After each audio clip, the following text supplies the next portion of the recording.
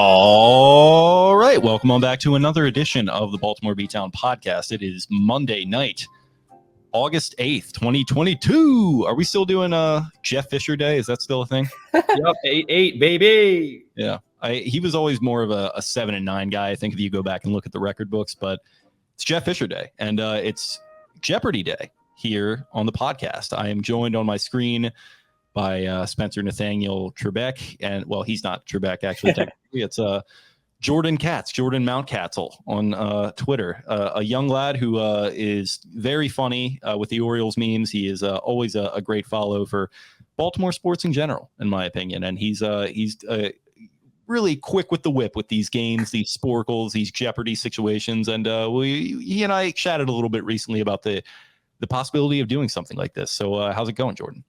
It's going great. I would not recommend you follow me if you were very in favor of trading Trey and Jorge Lopez, because I was not, and I'm realizing that was a more controversial take than I was anticipating. But if you wanted to keep Trey and you wanted to keep Jorge Lopez, please follow me. I am very much on your side, and I am honored to get the chance to do this. Yeah, it's something that I think I've been holstering this take a little bit because I think it might be a little. It's still incubating, but we're approaching some Ravens Twitter levels. Yes. Orioles Twitter yes. right now, and it's kind of bumming me out. The paradigm shift from the Orioles going into being a semi-winning organization of how toxic Orioles Twitter got immediately as soon as the win streak, the 10-game win streak was over, immediate division and toxicity. So it was a beautiful utopia that existed quietly for several years after the Dan Duquette era. And now that the rebuild is officially over, so says Mike Elias, so is the euphoric, utopic Orioles Twitter world. Well, yeah. I feel like it makes sense that like the more stakes you have, the more frustrated you're going to be about stuff. Like, I feel like we're justified to complain about Rougned Odor when Rougned Odor might be the difference between making the playoffs and not making the playoffs. So like, I understand why people are doing it. I'm definitely guilty of it. Like when it feels like roster decisions and coaching decisions have meaningful stakes, then I feel like it's somewhat justified to become crankier. Yeah, I think so too. And I think you guys have gotten real cranky real quick. It feels like 2 weeks ago we were doing deep fried, like you just lost to a team that has X, Y, and Z, and that was my favorite thing in the world. And now we've moved into the world of maybe it's not as fun, but it's a winning Twitter, which can be toxic for a lot of different reasons. And it's not. I wouldn't even call it toxic yet. Let's call it Gunner and let's call up Stowers and let's just call this thing a day. All right. Precisely. Yes. I'm on your side too. But yeah, I guess for the podcast, it's guess what? It's lift off from here. So how about you go ahead and walk the listeners through what we're going to be doing tonight. All right, we're doing a pretty standard Jeopardy where you don't have buzzers. We will alternate who gets the question, and if the other person doesn't get it, they can steal. And we have 5 lovely categories. We have alma maters, which I believe is pretty self-explanatory. I will name 5 Ravens. You have to tell me where they went to college. We have playoff history, which is questions about playoff games. We have regular season classics, which is questions about regular season games. A real shocker there. We have fits the criteria, where I will describe something that applies to multiple Ravens and you have to name just one. For example, if I ask you to name a Maryland wide receiver who played for the Ravens, you could say Torrey Smith, or you could say Jermaine Lewis. And we have potpourri, which is I ran out of categories, so that's 5 miscellaneous questions. Well, I ran, you ran, we all ran. So, that all sounds great. Very exciting. How do you want to kick us off? I suppose Jake goes first. You pick whatever category and price amount, and we'll go from here. I'm so happy to be second. Yeah, this is a tough spot. This is a lot of pressure. I'm gonna go alma maters for 300, Alex. Okay. You have control of the screen, so you need to press on it. Okay. All right. We're starting off with a rookie. Isaiah Likely went here.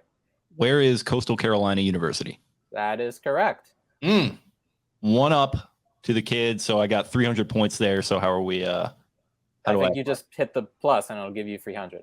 Boom. Hit enter. I have included a visual aid. Enter. Or space bar. A little picture. I wanted to make sure I included the teal turf.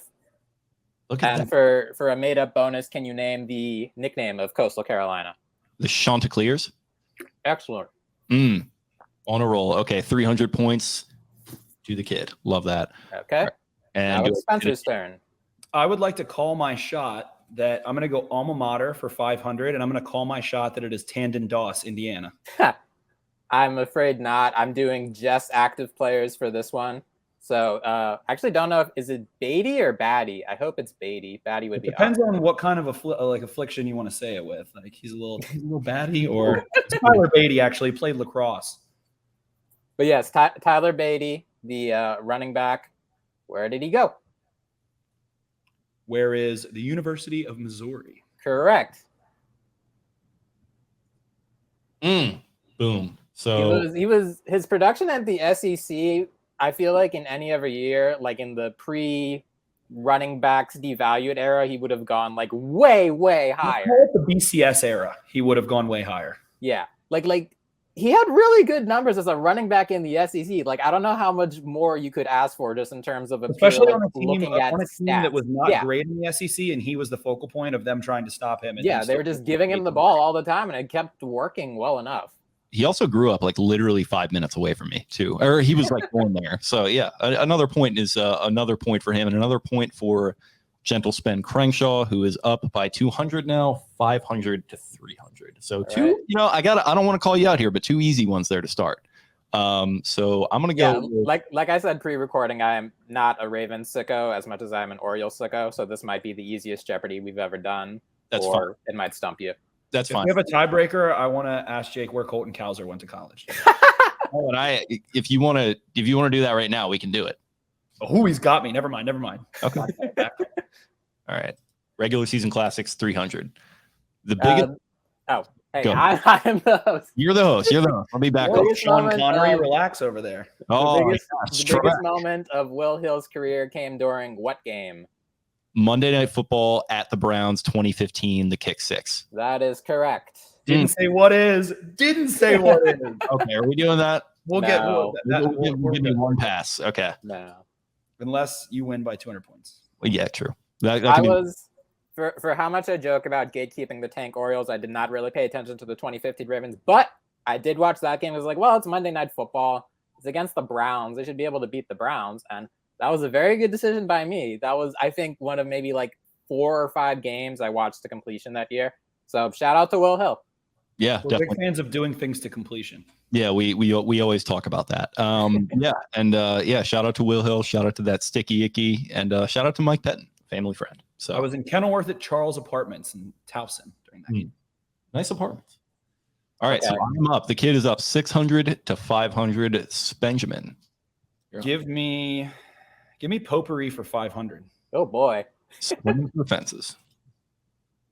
Okay, this is one where I feel like you might not be able to get it. Name the last Raven before Lamar Jackson to wear number 8. Wow. Who is Matt Schaub? Bravo. That is correct. God, I don't know if I would have gotten that. It's too bad you didn't get a picture of Matt Schaub in here, because he always looked really, really dope. Honestly, in my head, Danny Kite was running through my head for some reason, and then it just clicked. Matt Schaub. Matt Schaub was a former fantasy QB, just for the fantasy name Stump the Schaub, which I can't imagine I'm the only person that came up with that. It feels like a pretty basic pun. I feel like you're a big Stump the Schwab guy too, so that makes a lot of sense. If you weren't and you know what it is, I don't think I would want to be friends with you. If you weren't a Stump the Schaub fan and you chose not to be, you're aware of what that is, don't hit us up. Leave us alone. I feel like we really need to return to the golden age of ESPN having trivia shows, because they had that. They had like 2-minute drill, right? That was we must return. They gotta do that Olbermann show where he's wearing the leather jacket. What was it, Split Night or whatever? And yeah, just a complete disaster. They got to get back to that. But we also need to bring back ESPN Zone. I would say the most on-brand thing about me is the first time I watched The Wire. Like, the ESPN Zone showed up 3 times, and each time I was like, "Look, there it is, the peak of my childhood."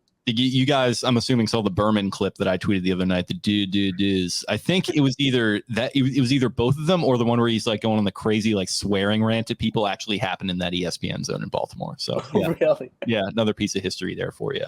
All right. Spenny up 1,000 to my 600. So I want to make a little bit of a move here. I'm going to try to tie it up with playoff history for 400, Alex. All righty. I don't know how this is more exciting than I thought it would be, because I was very excited for this. The first playoff win of the Flacco era came against what team with what starting quarterback? The first playoff win of the Flacco era? Yes. It came against the Miami Dolphins? With shit. Pennington? What was that? Chad Pennington? Yes.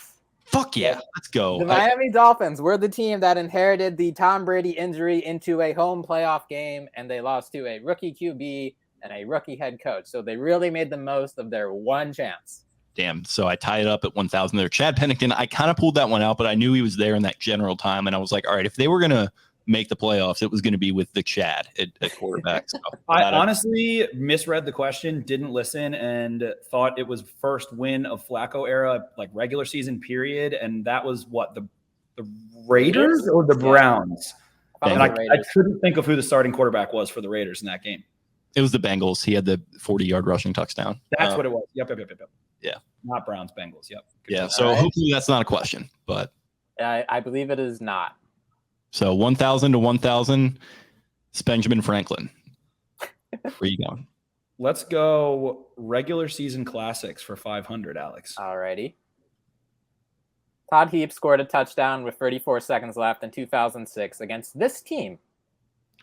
Who are the San Diego Chargers? Very good. San Diego Chargers. That is, I believe, the first Ravens game where like I can very clearly remember like what happened, who the opponent was, et cetera, et cetera. I have memories of the Ravens existing before that, but that's like the first one that was like firmly solidified. So I had to pay homage to that game. Yeah, I love that. I love that personal touch. That's why you're the best Trebek in the DMV plus Baltimore. All right. Okay. So you swung for the fences there again. All right. I'm gonna go playoff history 500. Let's do it. All right. Before becoming a Twitter troll, he forced a fumble in the 2012 AFC title game with a helmet-to-helmet shot on Stephen Ridley. Who is Bernard Pollard, or as I call him, Bernie Pollard? That is correct. Ties it up. 1,500. I feel like that one wasn't actually that difficult, but I wanted to pay homage to the most notorious former Raven on Twitter. Yeah, you had to sneak him in there somehow. So I'm glad I wound up on the 500 one that was actually kind of a layup. So Bernard Pollard is the answer there. I tie it up. We are 1,500 neck and neck here. I'm increasingly realizing I probably should have tried to look up more stuff to make this harder. But it's okay. Well. This is the first I feel one. like the next one I'm going to pick is very hard. I'm very sure. I'm going to go fits the criteria for 500. I know it's really hard. Now we might be. Name someone with 3 or more regular season pick sixes besides Ed Reed. And I do not have the answer to this one memorized, so let me pull it up on my computer, which will not be revealed here. Yeah, filibuster a little bit. I can play the theme if we need to. Well, let's go with who is Mr. Chris McAllister. I believe that one is definitely correct. Give me a second. Yes, hit enter. Love to have a studied up Alex Trebek just ready to go with his Juan Landry and Chad Williams. Those were ones. Yes, I was ready for Rob Woodson. That was in the back of my head. I thought it might be 2. Ray Lewis, I honestly don't think I would have said. I don't think that would have come to mind. DeJuan Landry, maybe if it was like who played safety next to Ed Reed or something, might have come to me. So yes, just to have it spoken, Chris McAllister, Rod Woodson, Ray Lewis, DeJuan Landry, and Chad Williams. I have never heard of Chad Williams in my life. I think I went to college with a Chad Williams. Probably wore a visor. I think we all did. Okay. So all the 500s are wiped out now. Let's go with fits the criteria for 400, Alex. Okay. Let me have that one pulled up too. Okay. Name one of the 4 AFC teams who haven't played the Ravens in the playoffs. Interesting. I definitely want to think this one over a little bit if you'll. All right. I'll give you 10 seconds or whatever. There's no hard and fast limit here. Okay. I'm going to say the New York Jets. Yes. Hell yeah. It is the Bengals, which is mildly surprising given that they did overlap in terms of having postseason success in the Flacco era. The Browns, the Jags, and the Jets. Okay, so that puts me at 1,900, trailing Spen by 100, who is at 2,000, and he is now up. I would like to state for the viewers and the listeners, I have a signed Chris McAllister bagged up for one Vasily Larikos sitting here still, Vaz. Chris McAllister signed, Super Bowl champ Chris McAllister. So wanted to pay homage, as is the theme of the episode. I'm going to go with Potpourri for 400. I hope it smells good. All right. Name the former Raven known for his Irish dances. I realize this one might be hilariously easy, but who is Mr. Alexander Collins. That is correct. Alex Collins. Spenny goes to 2,400 with the W there. Yeah, that is another easy one. Another laxer, Alex Collins, actually. You got running backs with the lax backgrounds. I'm liking that through line there. Unfortunate ending for him here, but, didn't seem like he still currently on the Seahawks? I feel like he was on the Seahawks last year. I started him in DraftKings last year, and he had like 70 yards and a touchdown, and I couldn't have been happier. All right, I'm going to try to keep the pressure on with regular season classics for 400. All right. He scored the final touchdown in the absolutely wild Vikings-Ravens game from 2013. Who is Marlon Brown, MB Uno 4? That is correct. Just on a roll here. Who is Marlon Brown? Okay. Marlon Brown, any thoughts on him? Heard some funny stories of him getting down with some lady friends. And apparently he used to slang that thing. Wow. Now I can't send this to my parents. No, come on. Of course you can. Just a little off-color joke here and there. Okay, so Spenny is up 2,400 to 2,300 now after I get the W there with the 400. Spen, it's back to you. Got to go Almi Matters, 400. Just working our way down this board. All right. This is a setup for my favorite bit. Devin Duvernay went here. He's got the horns up, baby. Texas University. University of Texas. All right. That is correct. And do you know a fun fact about Devin Duvernay's career record against the University of Maryland? He is 0-2. That is correct. And he's Kyler Murray's cousin. And here you can see him catching a touchdown against Maryland that was in a losing effort, and I included that because I saw that in person. I was like, wow, that was a nice catch. Little did I know he would become a Raven. So that's another personal touch here. Very nice. Okay, 2,800 to 2,300. I'm getting he's pulling away from me a little bit, so I'm gonna go playoff history 300. Alex. All right. Joe Flacco was 4 for 10 for 34 yards during this playoff win. When is 2009 at New England? I believe that is correct. Let's take a look. Indeed, the 2009 wild card round against the Patriots. All right, 2,800, 2,600. What an absurd thing. I hate that had to happen because everyone's like, when you try to bring up Flacco's good record in the playoffs, it was like, oh, well, you had that one game. It's like, all right, cool. Well, there's one. Well, no. The counterpoint is you use that for any sort of Brady trolling. Like, how good can you be if you lost when the opposing quarterback had 34 yards? Or of course, when people bring up Lamar 1-3 in the playoffs, Stabby Baby goes, yeah, something about Joe Flacco. I just trust him more. Your pocket pass. Do you really now? All right, 2,800 to 2,600 to the Spenjamin side of things, who is now up. Let's go with fits the criteria for 300. All right.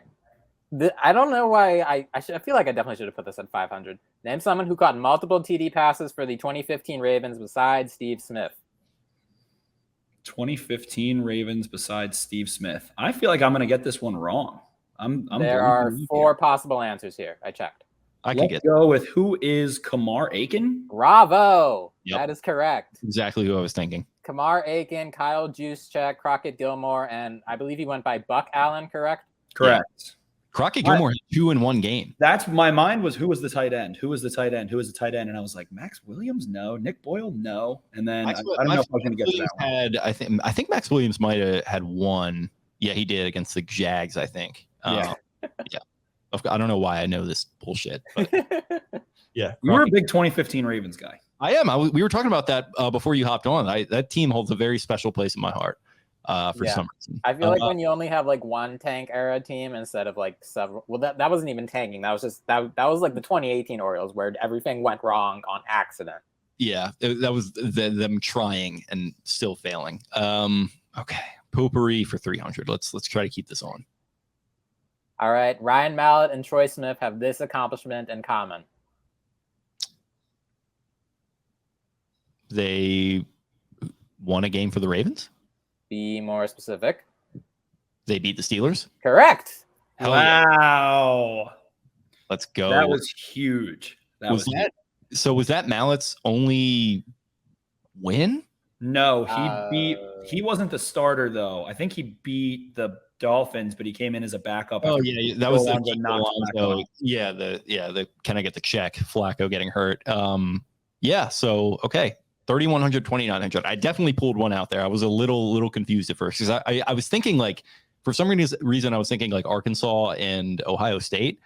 And then, that brought me to... I was going to say, like, no, Ryan Mallett did not win the Heisman. Do not make that your guess. Yeah, that's what I was thinking. I was like, there's no fucking way he won the Heisman. Like, are you kidding me? And then I was like, oh, yeah, I guess they probably both won a game for the Ravens. Be more specific. That should have been the 500. That one was tough. I don't know. I feel like being a backup who beats the Steelers kind of puts you in, like, a cult figure status where I definitely how hard that would be. Yeah, and that's a little niche film noir from like the late 80s. I think his one touchdown pass in that game went to Chris Matthews, who was like tearing it up in the Super Bowl the year before, and then he just somehow wound up on the Ravens, like didn't hang on with the Seahawks. But yeah, okay, 3,100 to 2,900. All right, feel like we are just down to the 100s and 200s now. So give me those. This question would be quite the upset here. What was it? Give me those delicious alma maters for 200. All righty. Mark Andrews went here. It's a top 5 school, baby. Where is the University of Oklahoma, Norman? That is correct. Storm and Norman. Okay. Another really easy one there. I gotta say, but it's all right. Okay. Playoff history 200. All right. He had 2 interceptions during the Mile High Miracle. Who is Corey Graham? Yes, indeed. All right. So 3,300 to 3,100. He was one of how many people were on that team and then the Eagles Super Bowl team? It was him, Torrey. I feel like there was somehow a third one. Timmy Jernigan? Yeah, I actually don't know. I didn't. No, he wasn't on the Super Bowl team. He wasn't on the Ravens Super Bowl team. No. I think you might be right, though. I definitely Torrey and definitely Corey Graham. I feel like there were a few more. Could be. Yeah. Those Eagles, they like their past Ravens. I've said this before. I've honestly watched the Eagles Super Bowl highlights more than the Ravens just because like the stress of, oh my God, my team is in the Super Bowl, like still feels overwhelming like 10 years later. Yeah. But the Eagles just like felt like house money. It was like, okay, if they lose, whatever, it's more Patriots bullshit. But oh my God, They won. This cursed team with this insane fan base beat the fucking Patriots. Oh my God. Like just like MVP the pure, quarterback who tore his ACL. Yeah. Like the pure, like if the Eagles lose, whatever, if the Ravens lose, this is the worst day of my life. Whereas like the mental state I entered for those games honestly makes me gravitate more towards watching Eagles Super Bowl highlights, which I feel like that makes sense, right? Yeah, a lot of people compare that team to the Jeff Hostetler taking over for Phil Simms Giants, which I think is good. And I have a lot of affection for that team too. I was really rooting for them in that playoff stretch. So yeah, Eagles and Ravens, a little bit of shared history there for you. Yeah, I have no idea if this is a hot take. I consider Baltimore and Philly to be reasonably sister cities. Like we have beef with a lot of the same cities. Same. Not only that, like the row homes and the brick and like the gritty reputation. I feel like it's definitely like the chip on the shoulder. Like, oh, you're paying attention to New York instead of us. Oh, you're paying attention to Boston instead of us. Like I feel like stuff like that is definitely a share. The accent is the exact same. It's very much so. Benjamin, you are up. Let's go with fits the criteria for 200, Alex. Alrighty. Name an offensive coordinator between Jim Caldwell and Greg Roman.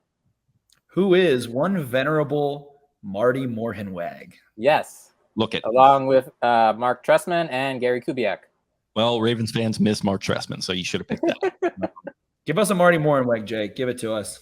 Yeah, all right, we're trying really hard here in Jeopardy today, and we're figuring it out, and Jordan did a great job with these questions, and, we think we know when we're, going to win or not win or whatever it's going to be, but I'm telling you, we're all trying to get better each and every day. There we go. All right. 3,500 to 3,100. I am getting a little boxed out here. I'm going to go regular season classics for 200. All right. He caught a 36-yard pass to set up Justin Tucker's record-breaking field goal this year. Who is slamming Sammy Watkins? Correct. I find his legacy as a one-year Raven kind of interesting because he had like multiple big catches, but then he also had that play in Miami that everyone still seems pretty mad about. Like it seems like very much a mixed bag. We got the full Sammy Watkins Lizard King experience in the smallest time frame possible. I have no ill will towards him. I don't know why anyone would. I wish he was on this team, to be honest, as opposed to not being on this 100%. They'd be in a lot better spot with him than without him. I'll tell you that. Because he had that. He had the pass to set the touchdown against the Bears, and he scored the game tying touchdown in Pittsburgh. That really wasn't actually game tying. Well, yeah, the setting up for the game. Yeah, the setting up 2-point conversion touchdown. Yeah, he could have been in the TJ Hushmanzada lore of random Steelers killers if they got that 2-point conversion. Definitely it could have been go ahead. It could have been tying. It could have been many things, and it was not ultimately. And through no fault of his own. Let's just say that. All right, so Sam Watkins there. Spen, I feel like I know where you're going here. Give me that potpourri for 200, baby. All right, this one actually might be difficult. I have no idea. Dennis Pitta was taken with a draft pick the Ravens acquired from the Broncos. The Broncos used Baltimore's pick for who? I think I know this one, and I think I love it. The Broncos used Baltimore's pick for him. This is not the answer is going to be a very well-known player. So that's your hint. The answer is going to be a very well-known player on the Broncos. Yes. Think about when this trade was made. Think about. Don't help him. I've got all the variables running through my head. I don't think I know. I don't think I have a clue. Let's go. That's not it. I'm setting a timer. We need an answer. Who is Demaryius Thomas? Nope. Jake, would you like to steal? Who is Tim Tebow? That is correct. Fuck yeah, let's go. That is one of my favorite pieces of Ravens history. How the fuck is that 200? They got a super. I mean, because I feel like it's such a well-known trade that they got. I was thinking about Pitta too much, and I should have not been thinking about Pitta at all. Yeah, this was one where I feel like either you instantly know it or no amount of hints will help you know it. So again, I was very much guessing for price values and the difficulty of the questions as a whole. So. Yeah, it came down to him and Demaryius Thomas, and I was like, it's definitely Tim Tebow, knowing Jordan's brain. So, good call. All right, we're down to the 100s. All right, let's go playoff history 100. All righty. Name the 2 people with a kick return touchdown in a Ravens Super Bowl. Who is Jermaine Lewis? Who is Jacoby Jones? Correct and correct. 3,600 to 3,500, Jakey boy. Well, guess who's going to get the last one? All right. It actually might be a double Jeopardy situation. Oh God. Which we're not prepared for everyone, for the folks at home. I can probably just click around on Pro Football Reference and find something in 30 seconds if I need it. Okay. Give me alma maters for 100. All right, this is the single easiest one we have. Lamar Jackson went here. Where is Johnny Unitas's alma mater, the University of Louisville? Very good. 3,600, all knotted up. All right, I'm going to go regular season classics for 100. All right, name the game and year that inspired the bullshit chant on Sunday Night Football. I'm going to go. This is harder than I would have thought. Wow. I'm going to go 2012 Sunday Night Football versus Patriots. Yes. Okay, good. Thankfully, I think it was either that or a Steelers game right around the same time. I mean, they could have done that too, but that was when everyone heard it on television. I'm not ruling out that there was a bullshit chant at a Ravens game before that, but I was going to say there have been that was the infamous. Yes, infamous that was the second to last game with replacement refs, and the final game was the Seahawks Packers on Monday Night Football. Yeah. Okay. I'm really glad I got that. That would have been. I also just realized I'm going to lose, barring a miracle, and there's not as many pieces left as I thought. I was one off, and Tim Tebow fucks me. How ironic.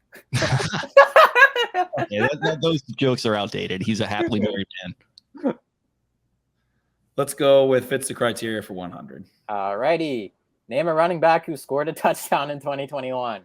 Who is Latavius, the dark zombie shark, Murray?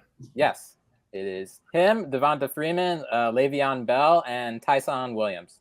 Tyson, right? That's correct? Yep. He did.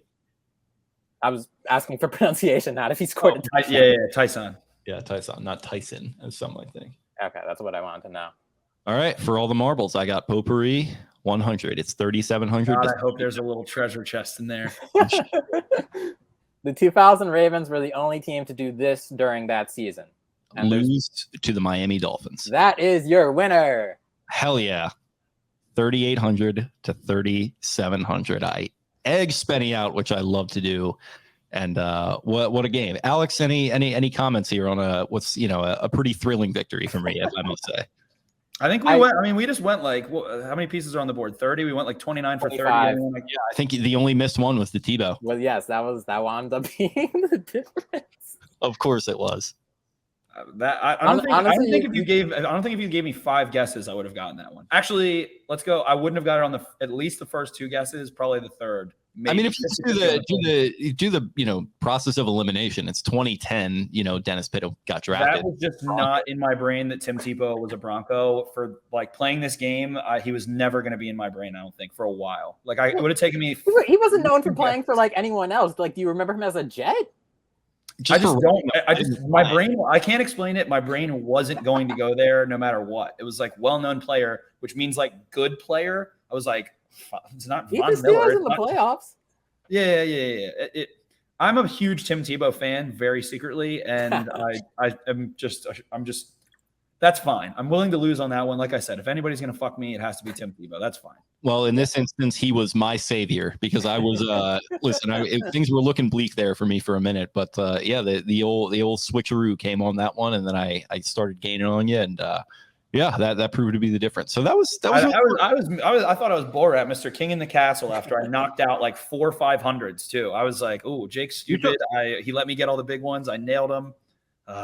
Yeah, you took all those 500s. I was worried, but it turns out questions on the easier side. So next time we're gonna tighten those up. But it was still. I can have a third party consult for question difficulty because again, I'm an Orioles first person. So what is considered super obvious or super difficult for like Ravens first people is largely a guess for me. Well, as much fun as I had, I hope it was more fun for the listeners who get to play along and think, and then maybe beat us, maybe not. And just in terms of time, like Jake said, Corey Graham immediately. Maybe someone has that split second where they think it and they're about to say it out loud while they're on their commute or something. So very fun. Enjoyed that so much, Jordan. Thank you. I can't express how fun that was and how much we appreciate. I am flattered. Yeah, that was a ton of fun. And how about you, before we get you out of here, Mr. Trebek, how about you go ahead and plug all your social media and anything if people want to go ahead and follow you for just, toxic fights about quick irony before you plug is that Dan Katz, we're a big part of my take, we're award-winning listeners. He gets to interview Aaron Rodgers. That is released the day that we are hosted by Jordan Katz doing Jeopardy, Aaron Rodgers' favorite game. And I correctly predicted that Aaron Rodgers was an ayahuasca boy. So you did correctly predict that 10 times over. Yeah. Jordan, please plug yourself. Tell the good people where to find all of your fantastic work. Go ahead. I'm at Naturally Cats 11. I was previously at just Naturally Cats, but then I got suspended for using copyrighted audio too many times. And that is not a joke. That is 100% directly what happened. So yes, I am at Naturally Cats 11. I do writing for Baltimore Sports and Life. So I'm working on an article about the future options at third base, shortstop, and second for the Orioles. So I'll have that out sometime. Might be already published by the time this is uploaded. So yeah, I do writing there. I think that's everything I do that is relevant to the listeners of this podcast. I don't think they're that interested in me helping promote the work that my friends at the Diamondback do as professionals. But if for some reason you are, you can follow at DBK Alumni. And I believe that is everything I'm working on right now. You and David Simon, 2 Diamondback alumni. Yeah, on these airwaves. How about that? Absolutely. Ryan Mink, get on here, man. We need another. What is the Orioles record when it's all said and done to finish the regular season? Give us a prediction. I'm putting you on the spot. I'm really leaning into the fact that this is going to be a clone of 2012, and the 2012 record was, I want to say it was 93. I actually don't have this memorized for someone who's doing a literal daily thread about the 2012 Orioles. That is very ironic because you're in too deep to 2012 to even think about it. 2012 was 93 and 69, so I'm going to say they're going to repeat that and be 93 and 69. Nice. Well, we would love to see that. We certainly would, especially if the Yankee Spankies continue to get spankied and fall out of first place. And this series with the Jays about to have first pitch here in a few minutes. Perfectly timed for you, we my have a friend. chance for Jordan Lyles to eat some very valuable innings, as always. Yeah, Nom. Just like old Joey Chestnut there. So thank you, buddy. This was a lot of fun. I think we're gonna have to make this more than a one-time thing. This was really fun. Like I said, we can crank up the questions even more next time and make it a little bit more of a sweat fest. But either way, it was still fun. It was still thrilling. I'm sure it's going to be a good listen, and you have yourself a good night here watching demos. Thank you. Thanks, Jordan. It was a lovely honor to be here. All right, later.